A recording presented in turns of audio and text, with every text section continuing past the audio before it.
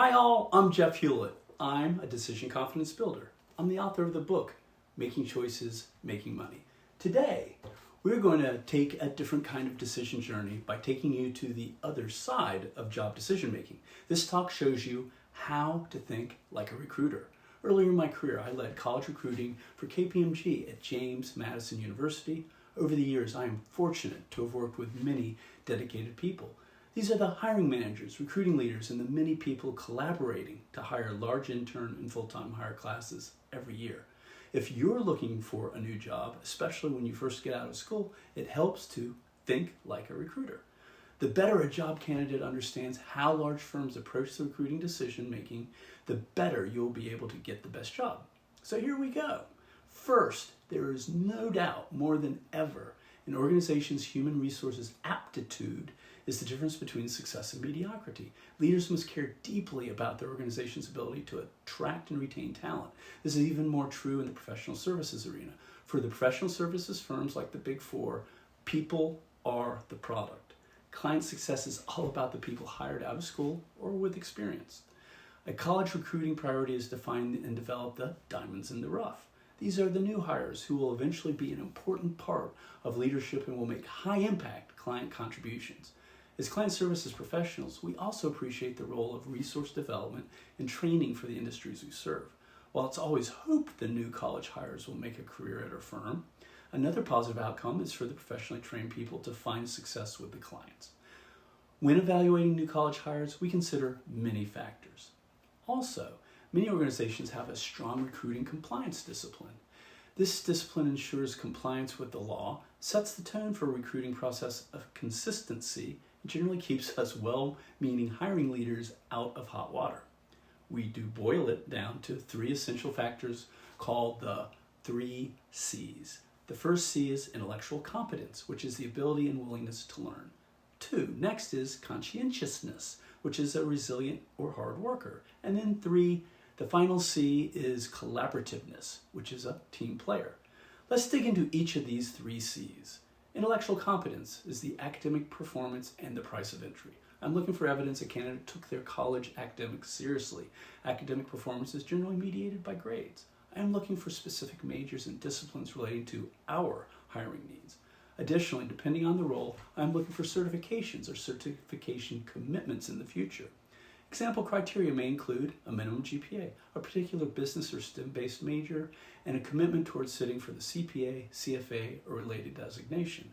Keep in mind, these performance expectations are sometimes, in some combination, minimum screening criteria.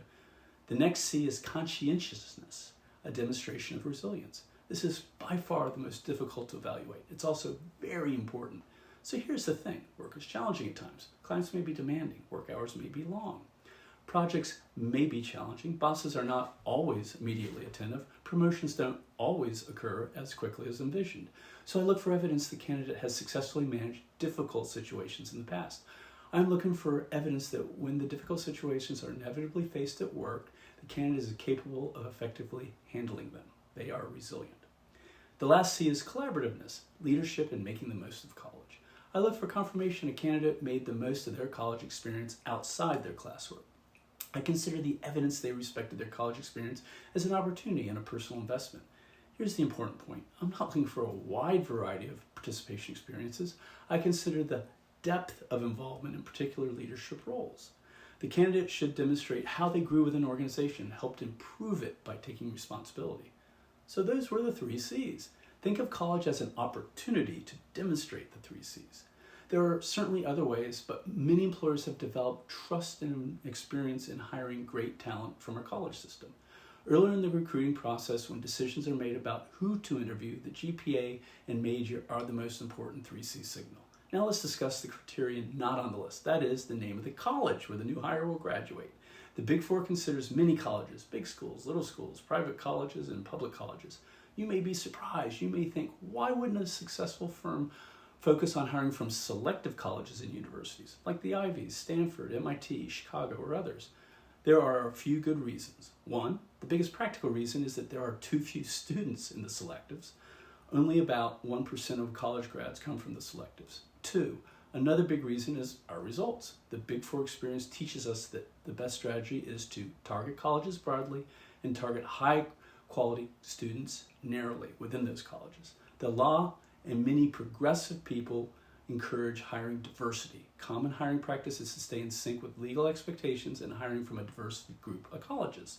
There are amazing students at every college. The trick for recruiting is finding them and encouraging them to join our team.